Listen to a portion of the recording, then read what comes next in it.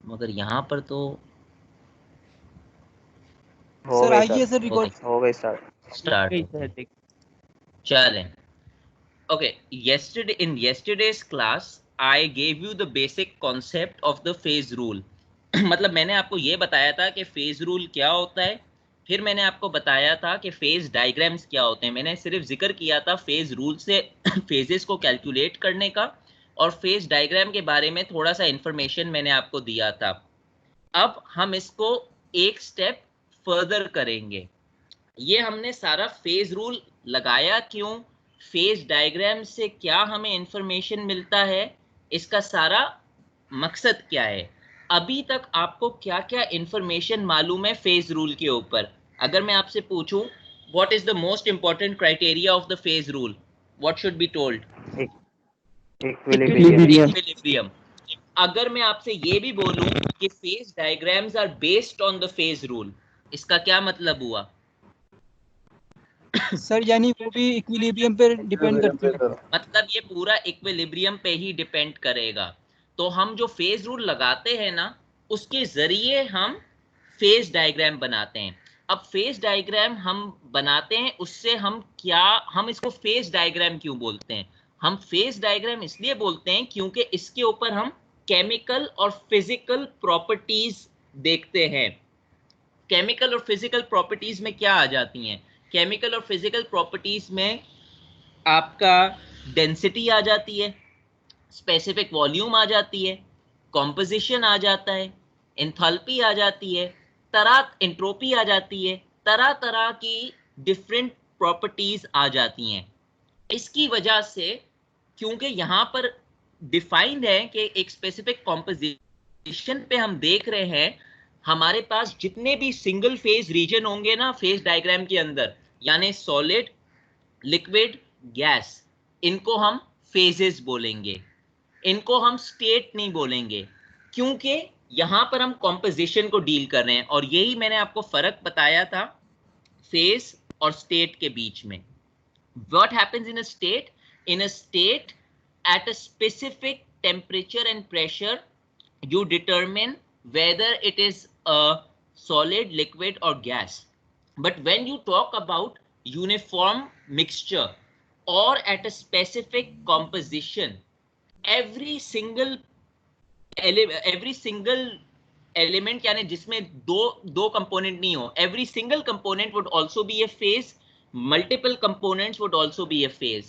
So the point being that every region in the phase diagram is a phase, not a state. phase diagram में आपको तीन तरह के reason मिलेंगे। एक आपका होता है सिंगल फेज रीजन, एक आपका होगा टू फेज रीजन, एक आपका होगा थ्री फेज रीजन। अब थोड़े से इसके अंदर डिटेल में जाते हैं किस तरह करते हैं। Heat and work are quantities necessary to carry out industrial processes. जब आप कोई भी इंडस्ट्री प्रोसेस करेंगे तो हीट और वर्क आपको लाजमी कैलकुलेट करनी होती है प्रोसेस के लिए। और आपके दिमाग में क्या आता है कि हीट और वर्क आपने कहां देखा है, कहां से हीट और वर्क डिराइव हुआ है, या कहां से कैलकुलेट हुआ है? टेम्परेचर से। वो तो हुआ है टेम्परेचर से, मगर आपने देखा कहां है अपनी एफएससी में, फर्स्ट लॉ ऑफ थर्मोडायनेमिक्स में, फर्स्ट लॉ में देखा है ना। तो ये हीट और वर्क कैलकुलेट कहां से होता है? ये बेसिकली थर्मोडायनेमिक प्रॉपर्टीज से कैलकुलेट होता है, यानी इंटरनल एनर्जी और enthalpy. First law of thermodynamics is change in internal energy. और उसके अंदर एक और लॉ भी होता है जहां पर आप H is equal to U plus PV करते हो। H is equal to U plus PV के अंदर H आपका एंथैल्पी होता है, U आपका इंटरनल एनर्जी होता है, P और V आप P मल्टीप्लाई बाय V आपका वर्क होता है। यानी वर्क और हीट आपकी इंटरनल एनर्जी और एंथैल्पी से कैलकुलेट होती है। मगर ये इंटरनल एनर्जी और एंथैल्पी ये इंटर्न कहां से कैलकुलेट होती है? For a fluid they can be found as a function of pressure and temperature. तो अगर किसी ने मुझे अभी ये कहा कि heat and work are found from temperature, he is not wrong, because ultimately वो टेम्परेचर से ही फाइंड आउट हो रहे हैं। हीट और वर्क डायरेक्टली आपको एंथैल्पी और एंट्रोपी से, एंथैल्पी और इंटरनल एनर्जी से फाइंड आउट होते हैं, और इंटरनल एनर्जी और एंट्रोपी ये आपके फाइंड आउट होते हैं टेम्परेचर और प्रेशर से। सबसे पहले तो मैंने पहले भी इसका जिक्र किया था, I made it clear, but I would like to make it clear again. Whenever I am talking about a fluid can be both a gas and a gas or a liquid. तो कहीं पर अगर fluid mention हुआ तो fluid can take both the phases, gas vapor phase as well as a liquid phase. Anything which can flow or has the ability to flow is known as a fluid. So for any fluid, they can be found as a function of pressure and temperature. Immediately, what should click in your mind is the Gibbs phase rule. यानी आपको immediately मालूम होना चाहिए कि ये मुझे phase rule से मिल रहा है। मैं कैसे बोल सकता हूँ phase rule से? अगर आपको याद रहे, मैंने आपको एक जिक्र किया था डिग्री ऑफ फ्रीडम के बारे में। डिग्री ऑफ फ्रीडम क्या होते हैं? Number of intensive variables that you can change at a particular time. अब इंटेंसिव वेरिएबल हमारे पास कैलकुलेशन पर्पसेस के लिए दो ही होते हैं, एक हो गया आपका प्रेशर, दूसरा हो गया आपका टेम्परेचर। अगर डिग्री ऑफ फ्रीडम की आंसर 0 आ गया, इसका मतलब कोई वेरिएबल चेंज नहीं होगा। डिग्री ऑफ फ्रीडम का आंसर 1 आ गया, इसका मतलब इन दोनों में से एक चेंज होंगे, दूसरा कांस्टेंट होगा। अगर प्रेशर चेंज हुआ तो टेम्परेचर चेंज नहीं होगा, अगर टेम्परेचर चेंज हुआ तो प्रेशर चेंज नहीं होगा। And degree of freedom at 2 के ऊपर both of them would change. Normally your answers of degree of freedom can be from 0 to 2, but sometimes under exceptional cases or in multiple mixtures they can be more than 2 also. One of the practice questions I gave had a degree of freedom of 5. That is possible. पर उसके अंदर अगर 5 degree of freedom होते हैं ना, तो उसके अंदर डिफरेंट पैरामीटर्स आपको देखने पड़ते हैं जो आप चेंज करो। इनके अलावा और कोई इंटेंसिव प्रॉपर्टीज हो जाएंगी। फॉर एग्जांपल, एक सेकेंड, फॉर एग्जांपल प्रेशर और टेम्परेचर तो पहली दो प्रायोरिटी है। एक और इंटेंसिव प्रॉपर्टी हो सकती है डेंसिटी, डेंसिटी इनकॉर्पोरेट हो सकती है, या कोई और इंटेंसिव प्रॉपर्टी हो गई। तो अगर आपका डिग्री ऑफ फ्रीडम बढ़ रहा है, उसका मतलब यह है कि आपके इंटेंसिव प्रॉपर्टीज भी बढ़ रहे हैं जो आप चेंज कर सकते हैं एक ही वक्त के ऊपर। अच्छा, अब इसके बाद मैंने आपको यह बताया था कि डिग्री ऑफ फ्रीडम के अंदर अभी अभी मैंने जिक्र किया कि the values of degree of freedom ranges from 0 to 2 usually. If your answer is 0, you say your degree of freedom is an invariant. यानी invariant का दूसरा मतलब ये है no parameter is being changed. If your degree of freedom is 1, that means it's a univariant. One parameter is changed. If your degree of freedom is 2, that means divariant. Both the parameters can be changed. These lead to pressure, volume and temperature relations. यानी ये जो आपने fluid की properties change की है ना function of pressure and temperature से, ये आपकी प्रेशर, वॉल्यूम, टेम्परेचर ग्राफ्स के ऊपर या रिलेशंस के ऊपर लीड करती हैं, जो जिनको हम मैथमेटिकली कहते हैं इक्वेशंस ऑफ स्टेट। तो जब भी आप थर्मोडायनेमिक्स का कोई भी क्वेश्चन अटेम्प्ट करें, आपको 3 पैरामीटर्स अपने कहीं ना कहीं लिख लेने चाहिए, प्रेशर, वॉल्यूम, टेम्परेचर। जब मैं आपसे क्वेश्चंस करवाऊंगा तो I will tell you how to write them and how to arrange your data. That is the first important criteria. The second criteria is you should also look at your conditions. Whenever you're doing a thermodynamic process, there is an initial condition and a final condition. You should always write down the information you have, the initial conditions as well as the final condition. और मैं guarantee के साथ क्यों बोल सकता हूं कि initial condition और फाइनल कंडीशन होगी? इसलिए होगी क्योंकि जब हम इंटरनल एनर्जी को कैलकुलेट करते हैं तो we calculate the change in internal energy. We will do this next week. When I'm talking about the change in internal energy, that is always final value minus initial value. यही होता है ना कोई भी change. और अभी जब मैंने आपसे बात की, अभी सबसे ऊपर ये लिखा हुआ है कि internal energy and enthalpy are a function of pressure and temperature.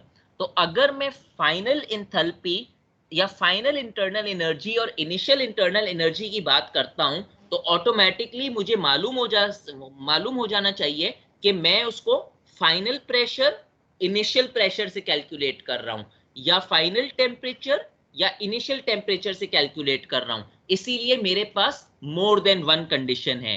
एक मेरे पास स्टार्टिंग कंडीशन है जिसको मैं इनिशियल कंडीशन बोलता हूं, which is denoted by 1, P1, V1, T1। एक मेरी फाइनल कंडीशन होती है जिसको मैं एंड कंडीशन बोलता हूं, which is denoted by P2, V2, T2। and these parameters are important in equations of state। आपका चौथा CLO होगा जिसके अंदर हम इक्वेशंस ऑफ स्टेट की बात करेंगे। चार main cubic equations of state होते हैं। आपने अगर चारों के नाम नहीं सुने होंगे, कम से कम एक का तो नाम सुना होगा। मैं अभी क्यूबिक इक्वेशन ऑफ स्टेट की बात कर रहा हूं। सबसे पहला इनमें होता है wander Waals equation of state. नाम सुना है? Yes sir.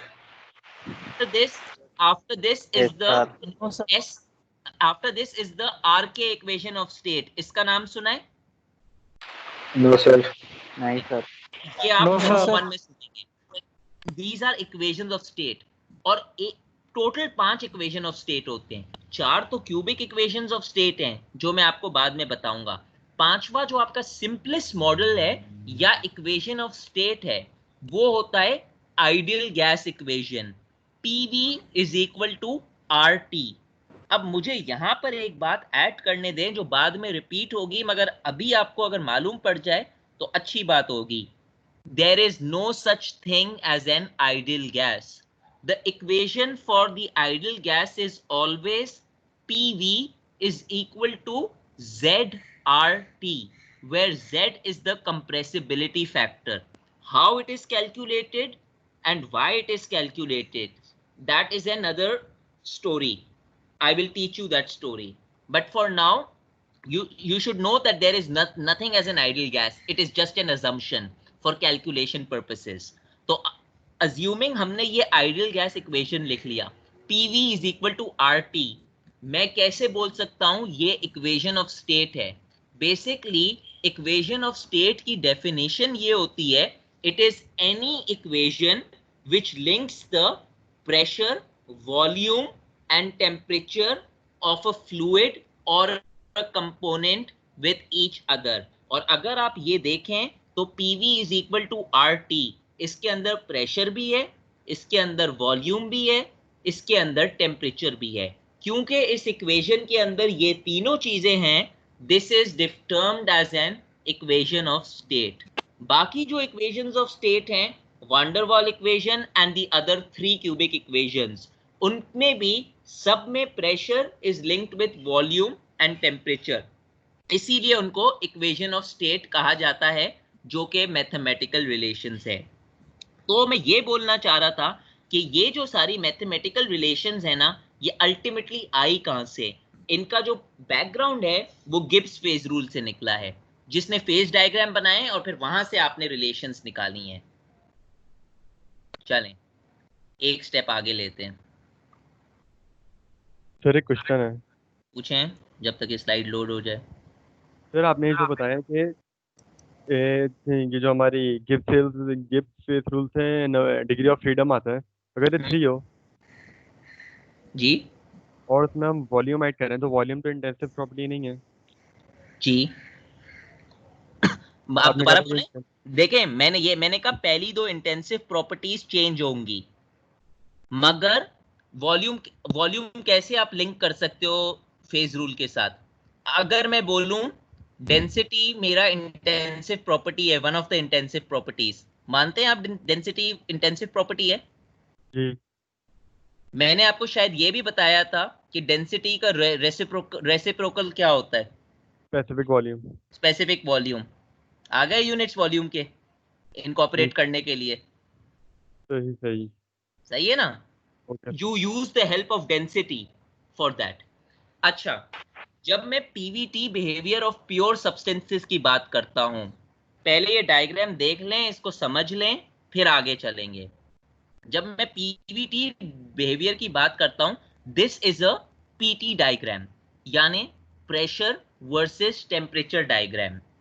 अगर आपको ये डायग्राम या कोई भी डायग्राम बनाने को आ जाए, the most important thing in the diagram is the labelling. अगर आप प्रेशर लिखेंगे तो प्रेशर के साथ, इन्होंने इस डायग्राम में नहीं लिखा है मगर मैं इस पे अहमियत देता हूं, प्रेशर के साथ आपको पास्कल भी लिखना पड़ेगा। टेम्परेचर लिखेंगे तो टेम्परेचर के साथ केल्विन या जो भी स्केल है वो लिखेंगे। अच्छा, अब इस डायग्राम को रीड कैसे करना है? इस डायग्राम को बेसिकली यूं रीड करना है, हम स्टेप बाय स्टेप चलते हैं। चले मैं अपना माउस हिला देता हूं तो आपको इससे थोड़ा समझ भी आ जाएगी, क्योंकि ऑनलाइन क्लास है, ड्रॉ में कर नहीं सकता हूं। अगर मैं पीवीटी बिहेवियर की बात करता हूं, मेरे कोई भी पीटी डायग्राम के अंदर या more than one phase diagram के अंदर there are two important points. Point number one is the triple point A. इस केस में ट्रिपल पॉइंट आपका ए है। क्या होता है ट्रिपल पॉइंट, ये मैं आपको बताता हूं। दूसरा जो इंपॉर्टेंट पॉइंट होता है ना, उसको हम यहां पर सी से डिमार्केट किया हुआ है, और इस सी का मतलब है क्रिटिकल पॉइंट। अगर आप देखें तो इस डायग्राम के अंदर इन दोनों पॉइंट्स के लिए टेम्परेचर लिया हुआ है TA, और इसका भी लिया हुआ है TC। Similarly P at A, यानी P at triple point, PT लिखा हुआ है, PC, P at critical point. इससे पहले I move on or go forward, I would like you to understand the definitions of these 2 points, because these are the most important 2 points. Without this diagram will not be able to make. The first point is the triple point. The definition of a triple point is all 3 phases coexist in equilibrium at this point. अगर मैंने आपको one liner के लिए define करने को बोला, आपने सब लिख लिया, 3 phases coexist together, या it is the point where all 3 phases occur at the same time, या इससे कुछ मिलता जुलता, आपका आंसर गलत होगा, because the most important word in this statement is equilibrium. इसीलिए I repeat the definition, triple point is the point where all 3 phases coexist together at equilibrium। ये ट्रिपल पॉइंट का डेफिनेशन है। Point number 2 is the critical point. The critical point is the point beyond which it is impossible to distinguish whether the fluid is a vapor or a fluid is a liquid. After the critical point, the fluid is termed as a dense fluid. आप ये नहीं बता सकते कि ये मेरा liquid phase के अंदर है या ये मेरा वेपर फेज के अंदर है, आप इसको डेंस फ्लूइड की बात करेंगे। अब इस पॉइंट को मैं थोड़ा सा इलैबोरेट करता हूं। एक कर्व अगर आप देखें तो वो कर्व है A to C। A to C एक कर्व जा रहा है, यूं ऊपर बना हुआ है। ये कर्व का नाम क्या होता है? This curve is called the vaporization curve, but this curve can also be called as the condensation curve। पहले बात करते हैं वेपराइजेशन की। अगर मैं वेपराइजेशन की बात करूं, what is vaporization? Vaporization means liquid phase से वेपर फेज की तरफ जाना। इसके रिवर्स के अंदर कंडेंसेशन मींस वेपर फेज से लिक्विड फेज की तरफ आना। यही मतलब है? क्लियर? यहां तक तो मेरे साथ है ना? अगर मैंने Yes, आपको sir. क्वेश्चन, जी। क्या हुआ, किसी ने कुछ पूछा? अगर मैंने, सर एक क्वेश्चन है सर। हाँ बोलें, जल्दी बोलें जी। सर ये A to C जो है ना, ये आप कह रहे हैं कि कंडेंसेशन भी है, वेपराइजेशन भी है, सही है? क्योंकि A पे तो ऑल 3 स्टेट्स होते हैं, तो हम सब्लिमेशन कह सकते हैं सर, क्योंकि सॉलिड से भी तो जा रहा है ना। बात आता हूं मैं, सब्लिमेशन पे आता हूं। देखें, any point which the curve which goes from the triple point till the critical point in that direction, from the triple point to the critical point, A to C. A to C अगर मैं आपको बोलूं identify the curve A to C, it is going to be the vaporization curve. अगर आपने इसको condensation लिख दिया तो आपका आंसर गलत है. अगर मैं आपसे यूं पूछता what is the curve from C to A, यानी critical point to the triple point, तब ये कंडेंसेशन कर्व होता. मैं कैसे बोल सकता हूं कि ये वेपराइजेशन कर्व है? अगर मैं ये पॉइंट देखूं, ये रीजन, इस कर्व के ऊपर वाला रीजन क्या है? प्योरली लिक्विड है. इस कर्व के नीचे वाला रीजन क्या है? प्योरली वेपर है. इस कर्व के ऊपर रीजन क्या है? इस कर्व के ऊपर टू फेज रीजन है. यानी अगर मैं एक पॉइंट यहां पर लूं, लेट्स से एक पॉइंट में यहां पर लूं जहां पर मेरा माउस है, यहां पर मेरे पास कोई ना कोई वेपर होगा, कोई ना कोई लिक्विड होगा. अगर मैं कोई पॉइंट यहां पर लूं तो मेरे पास कोई ना कोई वेपर होगा, कोई ना कोई लिक्विड होगा. अगर मैं कोई पॉइंट यहां पर लूं तो मेरे पास कोई ना कोई वेपर होगा, कोई ना कोई लिक्विड होगा. Every point on this curve is known as a two phase region. फर्क क्या होगा? फर्क ये होगा सिर्फ फेस के कॉम्पोजिशन में फर्क होगा. अगर मैं लिक्विड टू वेपर जा रहा हूं, ये आपको मालूम है कि ये वेपराइजेशन कर्व है. वेपराइजेशन का मतलब लिक्विड से वेपर की तरफ जाना. अगर मैं यहां पर कोई पॉइंट लूं तो आपको क्या लगता है, मेरा लिक्विड ज्यादा होगा, मेरा वेपर ज्यादा होगा? मेरे पे क्रिटिकल पॉइंट बराबर होगा. क्या हुआ? एक सेकंड, एक बंदा बोले क्या हो? लिक्विड ज्यादा बराबर होगा. सर. देखें, बराबर नहीं होगा, बराबर नहीं होगा. यही मैं आपको बताना चाह रहा हूं. बराबर सिर्फ एक स्पेसिफिक पॉइंट के ऊपर होगा जहां पर लिक्विड 0.5 है, वेपर 0.5 है. यहां पर अभी आप लिक्विड की तरफ से वेपर की तरफ जा रहे हैं on the two phase region. हो सकता है यहां पर आपके पास 0.9 लिक्विड हो, 0.1 वेपर हो सकता है यहां पर आपके पास 0.7 लिक्विड हो, 0.3 वेपर हो. यहां पर आपके पास 0.5 और 0.5 हो. यहां पर आपके पास 0.2 लिक्विड हो, 0.8 वेपर हो. मेरा कहने का मतलब यह है कि इस पूरी लाइन के ऊपर दो फेजेस प्रेजेंट हैं. टोटल इसका प्रोपोर्शन 1 होगा, क्योंकि mole fraction can not be more than 1. या तो इसकी परसेंटेज 100% होगी, मगर दोनों वेपर और लिक्विड्स इस परसेंटेज के ऊपर डिवाइड होंगे. ये कैसे डिवाइड होते हैं ये थर्मोडायनेमिक्स बताती है. इस कर्व को देखकर आप बता नहीं सकते कि इस पॉइंट पे कितना है, इस पॉइंट पे कितना है. ये मैं एनालिसिस कर रहा हूं, एक एस्टिमेट लगा रहा हूं. मगर आप इतना जरूर बता सकते हैं कि इस पोर्शन के ऊपर लिक्विड ज्यादा होगा, वेपर कम होगा, क्योंकि यहां से ये वेपराइजेशन कर्व है. जाहिर सी बात है लिक्विड हीट होगा तो वेपराइजेशन होगा. आप ये भी बता सकते हैं कि यहां पर इस पॉइंट के ऊपर वेपर कम ज्यादा होगा, लिक्विड कम होगा. कैसे बता सकते हैं? अगर आप C to A देखें, this is the condensation curve. Condensation का क्या मतलब होता है? Liquid starts to come towards the, sorry, vapour starts to come towards the liquid. ये बात क्लियर हुई? Yes sir. बात सिर्फ ये है कि इररिस्पेक्टिव कोई भी पॉइंट हो इन लाइनों के बीच में, उसका टोटल प्रोपोर्शन 100% होगा. ये लाजमी नहीं है कि 50-50 हो. 50-50 सिर्फ एक स्पेशल पॉइंट के ऊपर होगा. 100% 20-80 भी हो सकता है, 80-20 भी हो सकता है, 40-60 भी हो सकता है, 25-75 भी हो सकता है.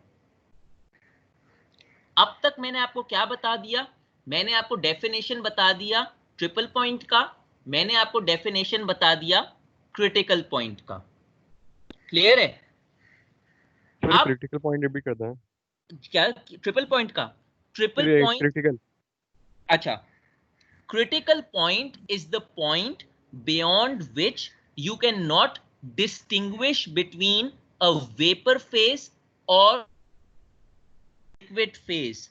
Beyond this point, the fluid is termed as a dense fluid. इस बात के ऊपर मैं अभी आ रहा था. अब देखें, फर्ज करें ये मेरा क्रिटिकल पॉइंट है.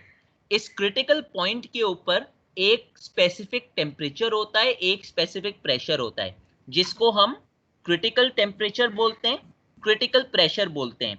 यहां तक जब मैं आ रहा हूं तो मुझे मालूम है कि लेट से यहां पर 90% वेपर है, 10% लिक्विड है. मोमेंट मैंने इस पॉइंट के ऊपर क्रॉस कर लिया, यानी फर्ज करें अगर मेरा क्रिटिकल टेम्परेचर 500 है, मैं आ गया 500.01 के ऊपर, मैंने 500 क्रॉस कर लिया, तो अब जो भी मेरा फ्लूइड होगा ना, वो जो टू फेज फ्लूइड था ना, जिसके अंदर मैं डिवाइड कर सक रहा था कि 90% वेपर है, 10% लिक्विड है, मैं अब इसको डिवाइड नहीं कर सकता. मेरा जो फेज बन जाएगा ना, वो अब सिंगल फेज बन जाएगा. मैं कोई भी प्रोसेस कर लूं, मैं प्रेशर कम कर लूं, मैं टेम्परेचर ज्यादा कर लूं, मैं प्रेशर को ज्यादा करूं, मैं टेम्परेचर को कम करूं, मैं रिवर्स में अब जा ही नहीं सकता हूं. यानी एक इरिवर्सिबल चीज हो गई है. अब जो मेरा फ्लूइड होगा ना, वो टू फेज फ्लूइड नहीं कहलाएगा, वो एक सिंगल फेज फ्लूइड कहलाएगा, जिसको मैं डेंस फ्लूइड बोलूंगा. अब चाहे 500.01 पे उसकी प्रॉपर्टी में देखूं या 1000 पे मैं प्रॉपर्टी देखूं, मैं ये नहीं बता सकता कि इसके अंदर कितना लिक्विड है, कितना वेपर है. मैं सिर्फ ये बता सकता हूं कि ये एक डेंस फ्लूइड है, जिसकी मुझे प्रॉपर्टीज अब नहीं मालूम है. क्रिटिकल पॉइंट से पहले मैं बता सकता हूं कि मेरे पास 85% वेपर है, 15% लिक्विड है, या मैं बता सकता हूं मेरे पास 60% लिक्विड है, 40% वेपर है. समझ आई इस बात, ये बात? सर इसके कोई एग्जांपल दे देंगे सर? पानी का ही एग्जांपल ले लें. ये जो पीवीटी बिहेवियर प्योर सब्सटेंस का है, ये पानी का है. अगर मैं इधर इस ट्रिपल पॉइंट पे तीनों फेज काम कर रहे हैं, अगर मैं इधर जाऊं, इसको थोड़ा सा हीट करना शुरू करूं, वेपराइजेशन करना शुरू करूं, तो मेरे पानी के ऊपर क्या होना शुरू होता है? बबल्स फॉर्म होना शुरू होते हैं, मुझे टू फेजेस नजर आते हैं, वेपर बनना शुरू हो जाते हैं. अगर मैंने ये क्रिटिकल टेम्परेचर क्रॉस कर लिया, तो मेरा इतनी हीटिंग हो जाएगी कि मेरा जो फ्लूइड होगा ना, वो यूनिवर्सल एक जैसा फ्लूइड लगेगा. अब उसके अंदर मैं कोई भी प्रोसेस कर लूं, या मैं कोई इसको डिटरमिन करने की कोशिश करूं कि मेरे पास इस फ्लूइड के अंदर वेपर निकल रहा है पानी का, यानी स्टीम निकल रही है, या स्टीम नहीं निकल रही, लिक्विड है, मैं ये नहीं बोल सकता. मैं सिर्फ ये बोल सकता हूं कि वो इस वक्त एक फ्लूइड है, क्योंकि वो फ्लो करता है. तो आपको आपके लेवल के ऊपर सिर्फ क्रिटिकल पॉइंट का डेफिनेशन मालूम होना चाहिए. इसका यूज बाद में आएगा जब हम इक्वेशंस ऑफ स्टेट की बात करेंगे और टू फेजेस रीजन की बात करेंगे. एक दफा मैं दोबारा रिपीट करता हूं. Critical point is the point eight which critical point is the point beyond which the two phases cannot be distinguished from each other. यानी वो दो फेजेस आपस के बीच में आप उनको बता नहीं सकते क्रिटिकल पॉइंट के बाद कि मेरे पास वेपर है या मेरे पास लिक्विड है. एक डेंस फ्लूइड बन जाएगा. और एक और मजे की बात आपको बताऊं, अगर मैं क्रिटिकल पॉइंट की बात करता हूं ना, तो ये तो याद रख लीजिएगा, पॉइंट के ऊपर सॉलिड आ ही नहीं सकता. Any curve which goes from critical point to the triple point only has to be a liquid vapour curve. It can not be a solid curve. और क्रिटिकल और जो ये वेपराइजेशन कर्व है ना, ये जो AC कर्व है vaporisation, इसके ऊपर जो चीज है वो लिक्विड है, इसके नीचे जो चीज होगी वो वेपर होगी. अब ये तो ड्राइंग के अंदर आ गया है, थोड़ा सा कॉमन सेंस यूज कर लें. ऊपर की तरफ अगर मैं जाऊं तो प्रेशर बढ़ रहा है, कम हो रहा है? अकॉर्डिंग प्रेशर बढ़ता है तो क्या होता है? प्रेशर बढ़ता है तो क्या होता है? लिक्विड की तरफ जाता है. सही है. इसको आप यूं भी देख सकते हैं. अगर मैंने आपको ये डायग्राम लेबलिंग के लिए दे दिया और आपको समझ नहीं आ रही कि मैं ऊपर इसको लिक्विड लेकर जाऊं या वेपर को लेकर जाऊं, या अगर मैंने आपसे ये ड्रॉ करवाया और आपसे मैंने रीजन पूछा, मैथमेटिकल रीजन पूछा, तो एक तो आप प्रेशर का रीजन दे सकते हैं, दूसरा रीजन इसका कन्वर्सली देखें टेम्परेचर का. अगर माइक बंद कर दें सर. यार ये एक सेकेंड, माइक रखें, ये इंपॉर्टेंट है जो मैं बता रहा हूं। हैंग हो रहा है पीसी।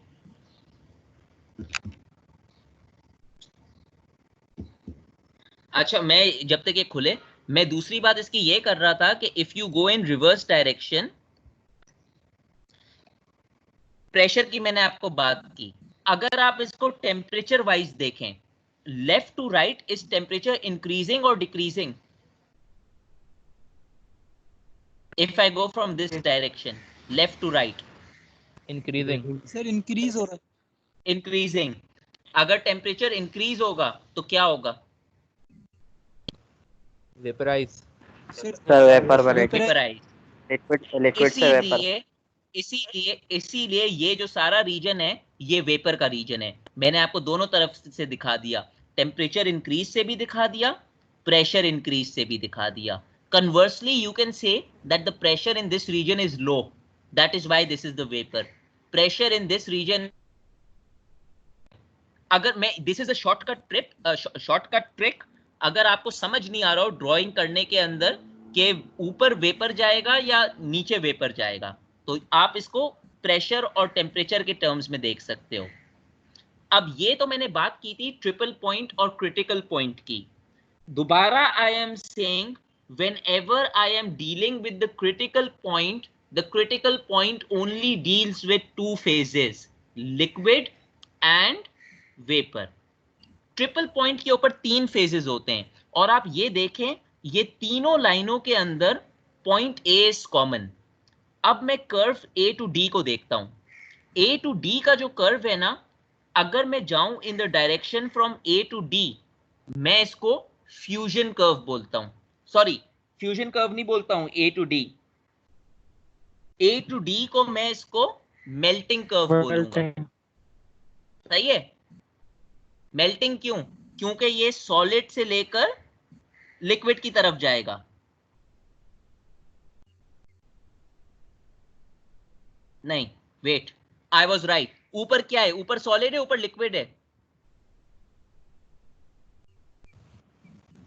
ऊपर सर सॉलिड है सॉलिड है। जाग जाएं, ऊपर सॉलिड है। और अगर मैं इसका रीजन पूछूं सॉलिड है, तो क्यों सॉलिड है?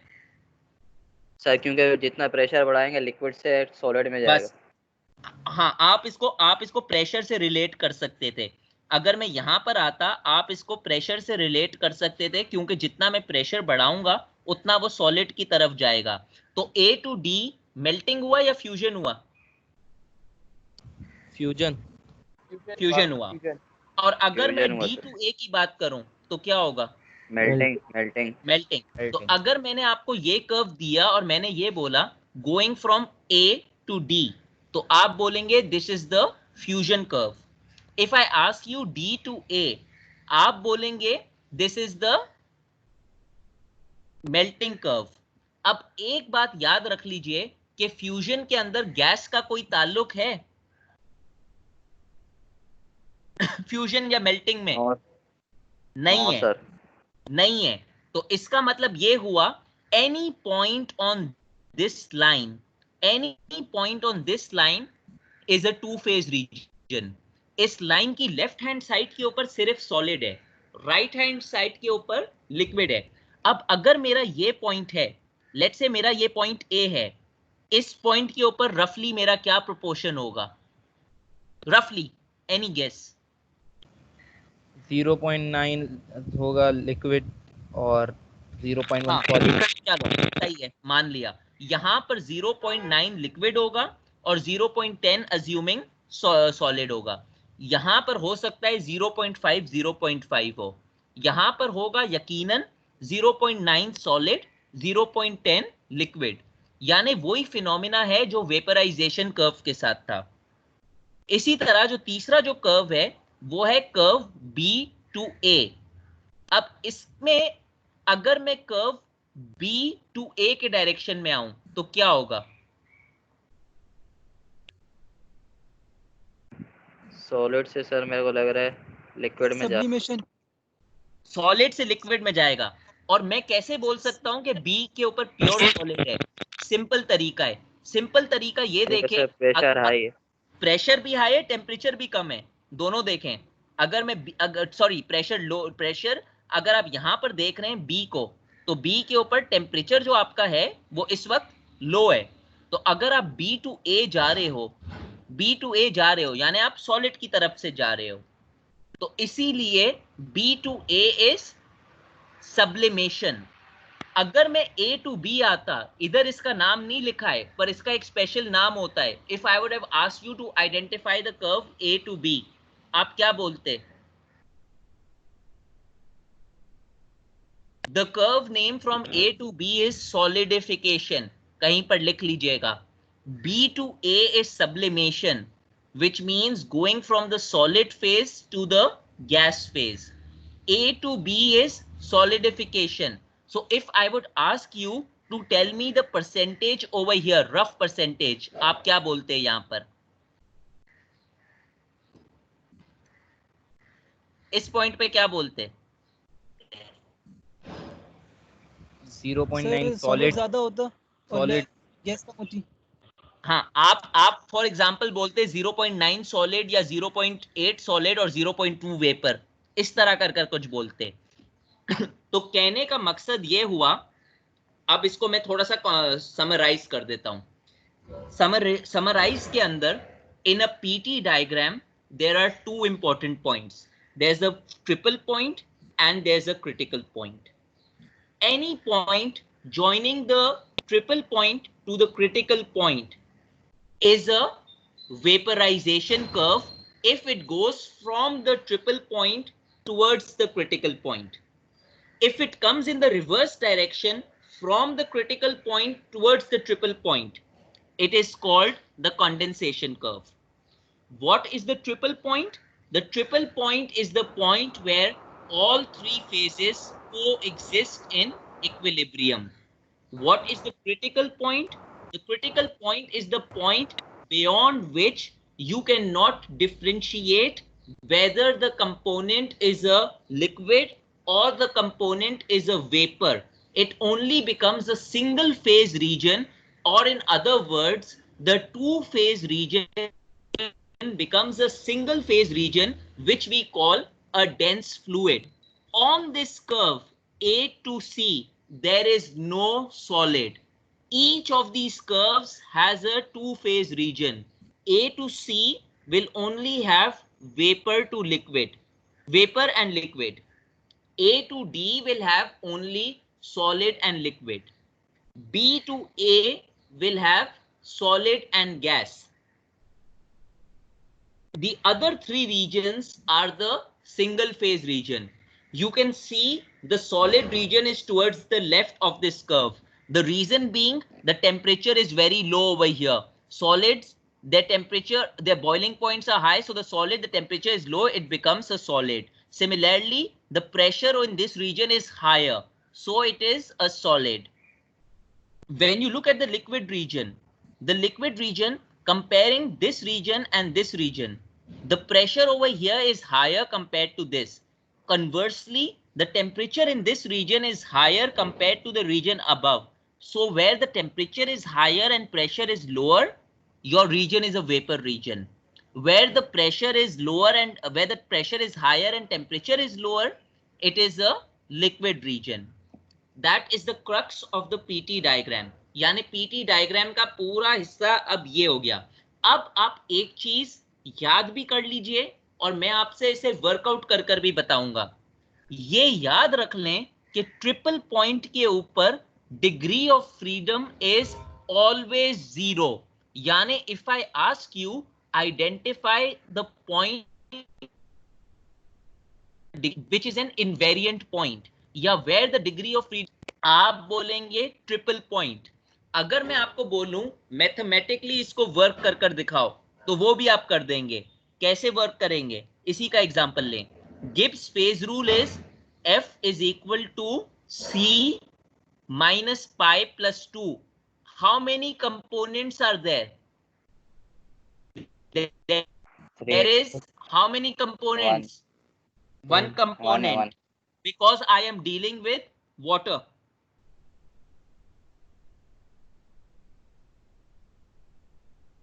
I am dealing with water. सही है? Yes, sir. यार माइक प्लीज बंद कर दें. I am dealing with water. The component is 1.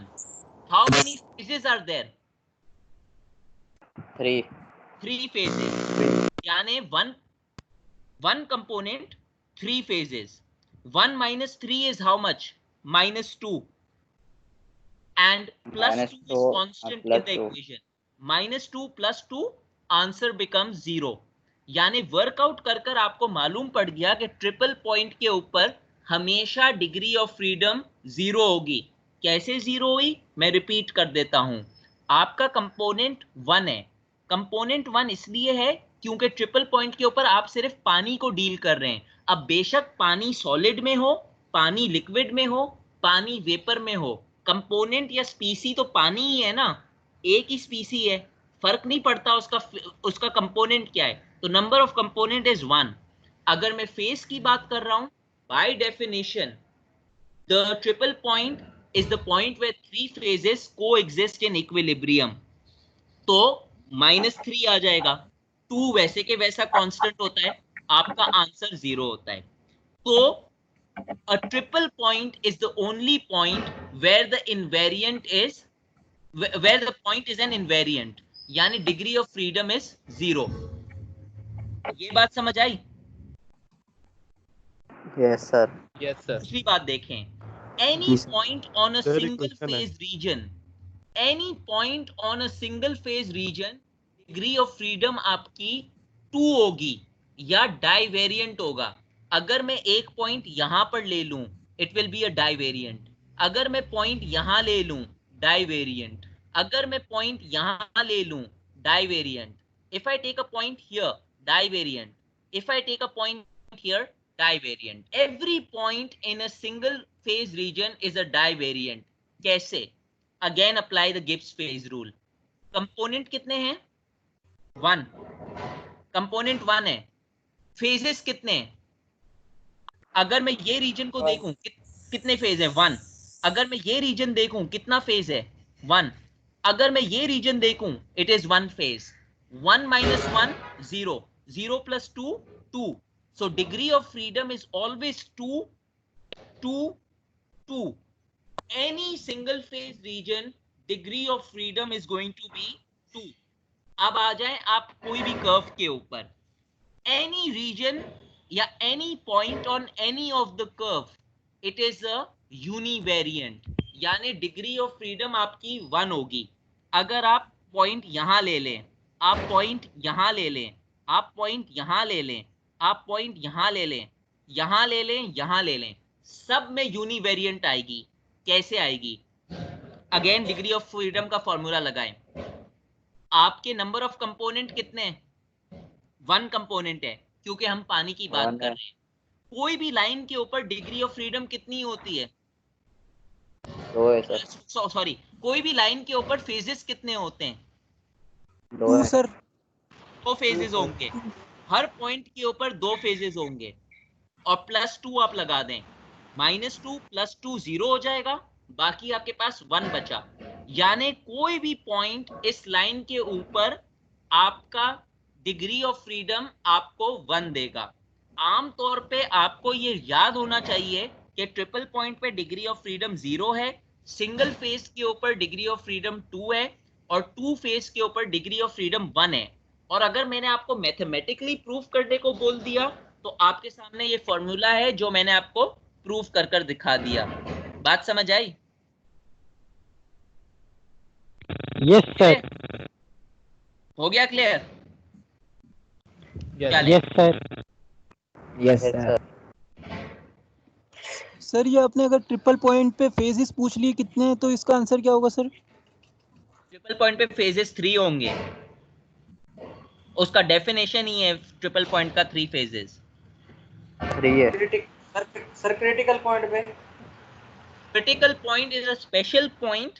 Critical point का मैंने आपको जिक्र इसलिए नहीं किया. आमतौर पे क्रिटिकल पॉइंट के ऊपर डिग्री ऑफ फ्रीडम जो होता है ना, वो 0 होता है. मगर उसके लिए हम गिब्स फेज रूल को चेंज करते हैं. गिब्स फेज रूल क्या है? Gibbs phase rule is F is equal to C minus pi plus 2। Critical point के ऊपर phase rule is change to C minus pi plus 1। इसकी वजह ये होती है क्योंकि बियॉन्ड दिस पॉइंट आपके पास डेंस फ्लूइड हो जाएगा, तो आपको थोड़ा सा फेज रूल को चेंज करना पड़ेगा।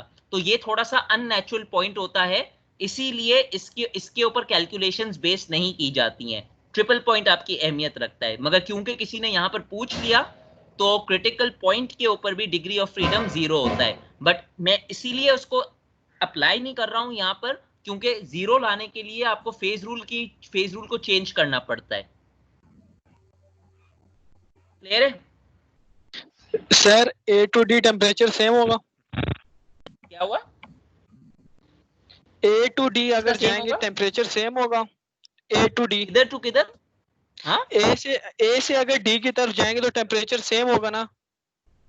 क्यों सेम होगा?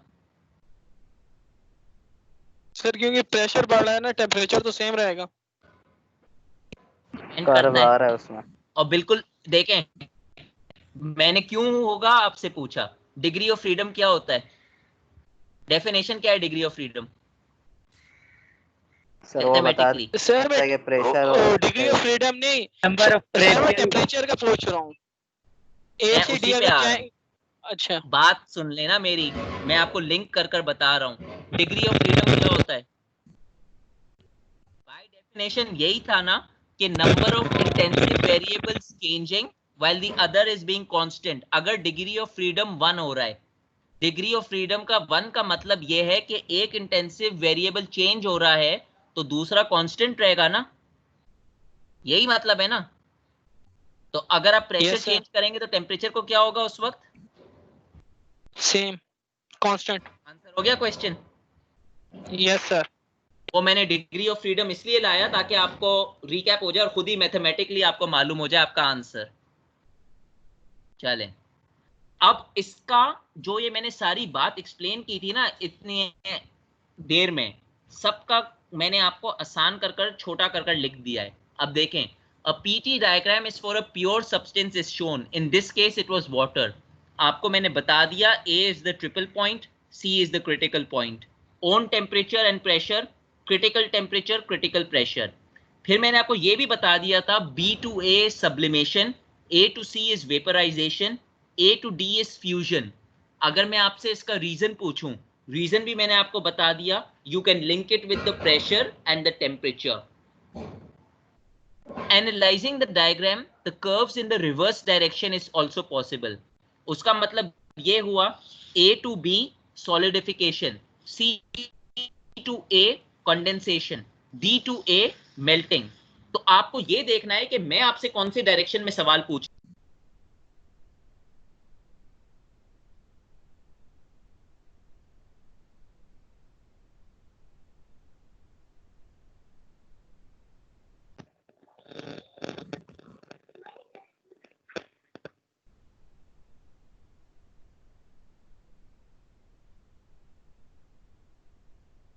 आवाज नहीं आ रही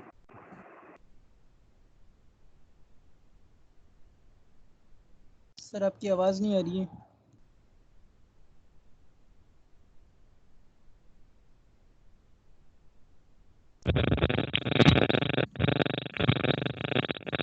सर कहाँ गए? भाई आप अपना माइक बंद कर लो।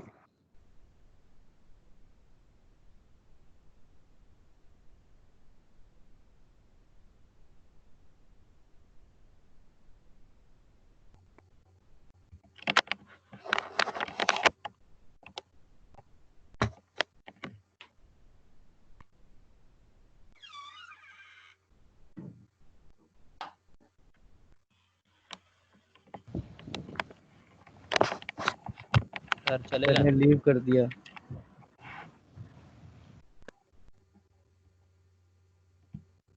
लीव कर दिया सर ने। भाई लाइट चली गई होगी सर की।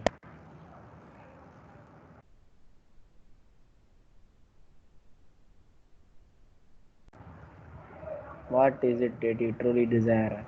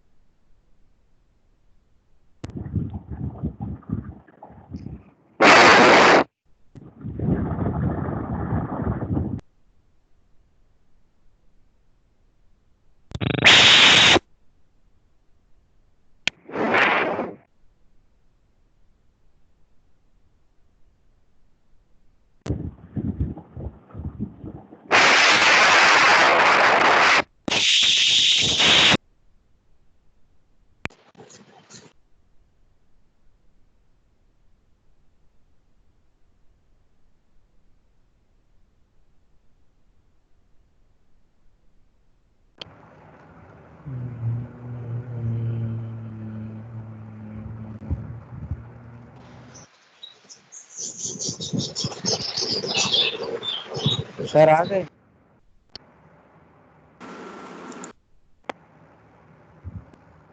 Hello hello hello. हाँ वडेरा, हेलो। हाँ हेलो हेलो हाँ तो बमन बमन, हेलो क्या आपको मेरी आवाज आ रही है? हेलो।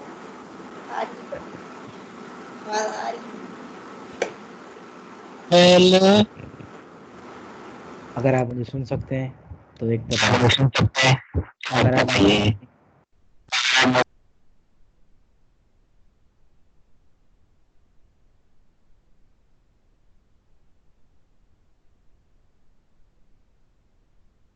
ये क्लास हो 2 गई, घंटे घर की है जाओ। ना?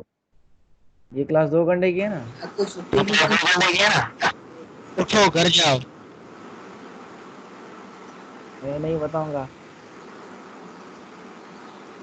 मैं नहीं जा रहा। अरे आप कह रहे हो उठो घर जाओ।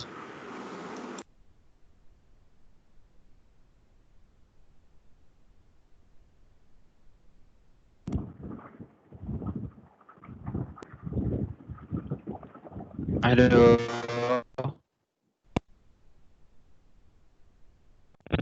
लगा रिश्ता अच्छा है। अरे सज्जाद साहब छाला खुश लगा हुआ है। शम्स भाई,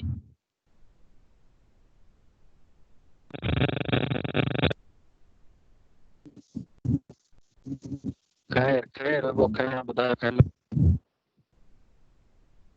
बस बाबा कटी हुई है जिंदगी। हाँ ये कटजी में थी, ये यार को मरी है तो कोरोना में और इसो। पांजी तक कब्रिस्तान में कटी हुई है। नाले तो भला रे कराची नहीं जा, इन्हें सुमी पे जा कब्रिस्तान में।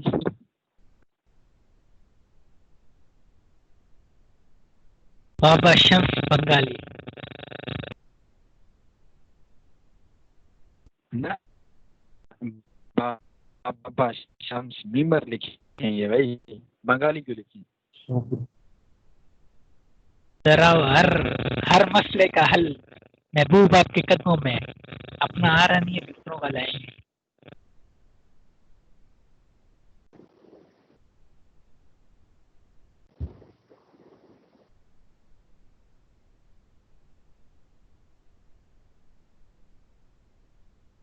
यार ये किधर गया? सर गायब हो गया, क्या मसला क्या है? लगता है सर का नेट शेट गायब हो गया। 2 नंबर क्वालिटी है भाई। हाँ लगता है सर क्या कट गया कनेक्शन। आजकल तो सुने हर सर 3 घंटे रहा का है। कट रहा है। शाम को केबल कटता है 3। रात का बिजली का तार किसका कटता कट गया? है। वो क्या कहते हैं? किसका कट गया? सब कुछ कटेगा, सबका। हासिम अजहर का छोड़ो ना, उसका नहीं बच पाया तो औरों की क्या करना चाहते हो तुमने? अरे बड़ा दुख हुआ है मुझे यार बेचारे के लिए। क्यों भाई? इस गम में हम बराबर, इस गम में भाई के हम बराबर के शरीक हैं यार। बड़े सफाई से एक्सपर्ट का काम लगता है किसी। अरे भाई तुझे तो कंटेंट मिल गया ना। हाँ हमने भी 2-3 छाप दिए मीम। हाँ ये बात है, मीमर को बड़ा कंटेंट मिल गया है। हाँ भाई लीवर की तो सुने, ये रिकॉर्डिंग हो रही होती है, जो ये फजूल बातें कर रहा है ये सारे मैं नंबर नोट कर लूंगा और सबको मैं इस टीम के बाहर निकाल दूंगा, ये याद रख लें।